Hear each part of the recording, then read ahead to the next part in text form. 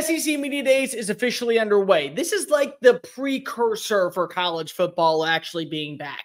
And we have initial thoughts and reactions. And of course, we're going to have winners at the podium. Now, that doesn't mean that immediately it will translate onto the football field. But if I was going to give the winner of the day award, it's got to be to LSU quarterback Garrett Nussmeier. My God, how the hell do you not want to run through a wall when knowing that number 13 has finally earned the right to be QB1 for the LSU Tigers? So let's go ahead and discuss what's going on at SEC Unfiltered. It's Cole Thompson here. Make sure that you like the video, hit the ring notification down below. That way you don't miss a single episode of SECU, because we're talking college football every single day leading up to week 1. Download the podcast version of the show wherever you get your podcast listening systems. Make sure that you're following us on all the social channels for behind-the-scenes look live at Media Days. And, of course, make sure that you're checking out all of our great work found at SECUnfiltered.com. This episode is brought to you by RHOBACK. Use promo code SECU for 20% off all joggers, polos, hoodies, shorts. Look good, feel good this upcoming fall at RHOBACK.com. Garrett Nussmeier is the dude that I want in my corner. Like, if I was walking down a dark alley in the middle of the night and I knew that I was going to get mugged, but somebody was going to be able to make sure that I made it across the other side unscathed, number 13's that guy. Hands down, biggest winner of the day.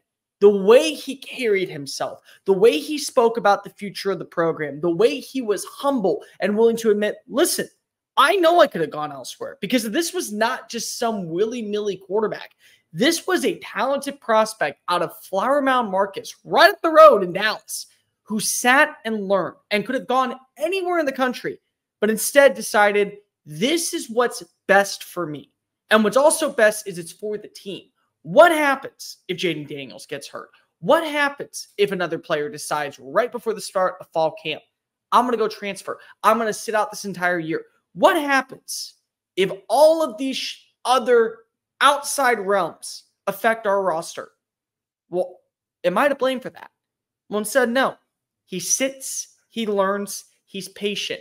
And that patience has finally paid off. There was no question going into this year who was going to be QB1. Nobody was going to sit here and wonder, well, what is Brian Kelly going to do? You know, you just lost a Heisman Trophy winner, a record setter who is going to be in a brand new offensive formation.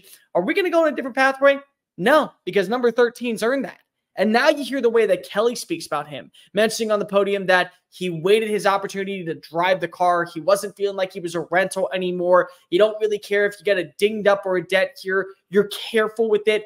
You know that he is translated into something new. I use this analogy because of it's the way he's dedicated himself to LSU football. He's dedicated himself to the program, and the program is now investing in him. And they did a good job this offseason, in my opinion. Yes, did they not miss any? Did they not get anybody big in the transfer portal on the defensive line? Yeah. Is that going to be a death sentence for them? I'm not entirely sure. I personally believe that people commit to people, and that also includes coaches committing to programs in the same light. Blake Baker comes on in. He was a big reason why Missouri's defense was completely transformed last year. Bo Davis will whip anybody into shape. And if you don't believe me, there is a video from 2021 that still resides on the internet after Texas suffered a loss to Iowa State, how he reacts to people demanding excellence with the program. I look at the other names that were added in on the defensive staff to replace what was Matt House's madhouse last year. Kind of an analogy and a soliloquy there. Regardless, Mad Lib. They're going to be better on that side of the football because of the personnel at the coaching staff. But you also look at the offense. They added some really good dudes. You got Kyron Lacey. Lacey's finally going to get the opportunity to finally strut his stuff as a legit number 1 receiver. Last year, he had 7 touchdowns, and that was as the go-to number 3 target. Yeah, Mason Taylor. That's a red zone nightmare for linebackers. It's going to be a problem for safeties. He's 6'6" and can catch literally anything but a cold. You also bring in new wide receivers who I think are going to be plug-and-play additions. CJ Daniels, 1,000-yard playmaker last season at Liberty, flies the football, averaged over 17 yards per play last year. Xavier Thomas, wide receiver out of Mississippi State, another Louisiana product that is lightning in a bottle. Literally, if you blink too fast, you're going to miss him running down the seams for an easy 6 points, because he did so last year in a limited role at Mississippi State. That's what you have at your disposal, and the best offensive line in the country. arguably, in my opinion. You look top to bottom. Will Campbell, for my money, is the best player in college football. Emory Jones is a top 15 player, in my opinion, in the SEC. And he's also, I would probably say, at worst, a top 4 offensive tackle in the country. There's not many people that you would pick and choose to start over them, regardless of where they played and what position they were at. That's how good you have it. And you've had an entire offseason to learn this offense that's going to be a little bit different underneath Joe Sloan, but nothing out of the ordinary or complex that wasn't going to be run with Mike Denbrock. There's a familiarity. There is a comfortableness. There is something that you can appreciate about a guy like Garrett Nussmeier sitting down. And the part that I thought was really, really, really noticeable was Nick Saban said something. If you haven't read the article, it's on Bama 247 Sports, talking about Mac Jones. Now, I know what people are going to say. Mac Jones, Garrett Nussmeier, the same thing? What are we doing?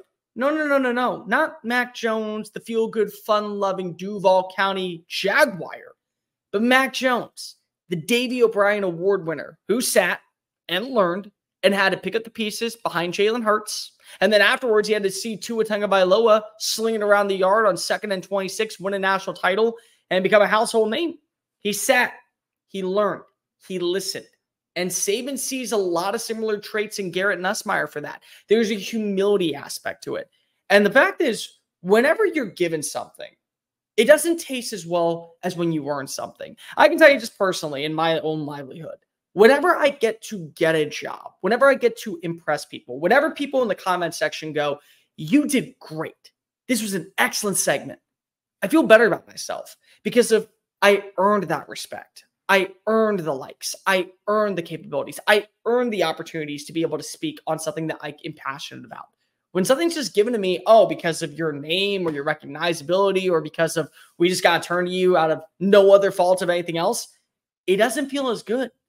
Garrett Nussmeier had to earn the trust of Brian Kelly. On top of that, he had to earn the right to compete for starting reps. And then last season, he kind of showed the whole world, look, I'm good. 31 of 45, 390 yards, 3 touchdown passes over Wisconsin in the ReliaQuest Bowl last year.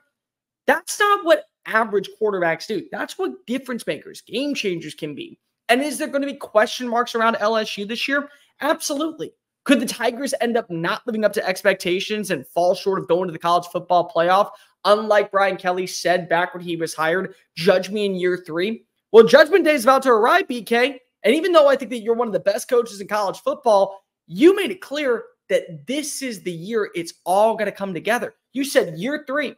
Could it be because the defensive line is not living up to the expectations underneath Bo Davis? Did they miss the college football playoff?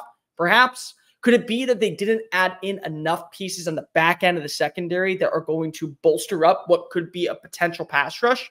Perhaps. Could you have question marks at the running back room or a play call on 4th down late in the 4th quarter down by 3 that could have secured you a spot in the dozen dance? Perhaps.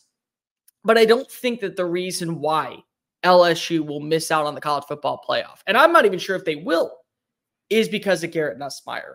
When you earn the right to be able to garner the type of praise that he has down in Baton Rouge, you're going to live up to expectations. You're going to hold yourself to a standard that nobody else does before. That's the beauty when it comes down to a team like the Tigers. They don't have to have outside noise give them the charisma or, more importantly, the anecdotes to be able to deliver on Saturdays. No, internally, they have players that are trying to live up to expectations. Kyron Lacy's doing it. Will Campbell's doing it. Emory Jones is doing it. And Garrett Nussmeier has himself on his own standard. Not one that BK is coming up with or one that the SEC media people are coming up with. His own mantra. And you saw a glimpse of it on the stage today. If you take anything away from the Nuss bus, he's rolling. And more importantly, he's driving a shot all the way to potentially be a folklore in Baton Rouge by the season's end. Make no mistake. He got a winner in me today. And in my opinion, the biggest winner of SEC Media Days on day 1 has to be with number 13. Who says that number is unlucky? Let me know in the comment section down below. What do you think of Garrett Nussmeier? What do you think of LSU moving into 2024? Are they going to be a team that lives up to the hype? Are they going to crumble under pressure? What do you think is going to be a difference for the Tigers this upcoming fall in a critical year 3? Like, rate, review, subscribe. Make sure that also you're checking us out on social media, TikTok, Facebook, Instagram, Twitter, at SEC Unfiltered. And for the #1 content for surrounding your favorite team, visit SECUnfiltered.com. I'm Cole Thompson. Until next time, folks. Later.